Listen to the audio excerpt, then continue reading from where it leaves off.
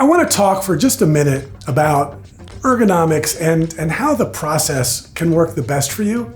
Really what it requires your engagement. It requires you to be aware of what's around you in your environment. Because I can give you a perfect example. I will walk through office environments and there are people who are sitting in these highly adjustable chairs and they've never been adjusted. You know, the tags are still hanging. Why? Well, because they've never adjusted before and it's their habit and they're not using it. What I want you to be thinking about, if you see something, maybe an item that's sitting on the floor that you have to pick up regularly, it's not a bad idea to just ask, I wonder why that's on the floor.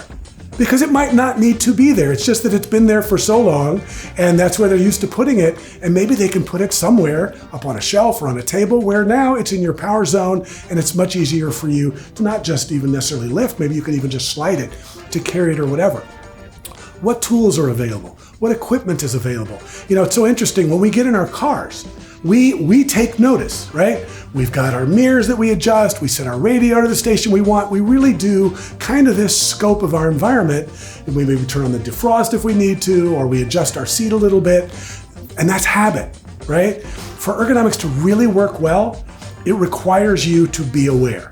And look at the tasks that you're doing, particularly the repetitive ones, or particularly the ones that are more demanding, and go, is there a dolly? Is there can I take a couple of, boxes or something and use them to elevate what this is on so I'm not bent over all the time?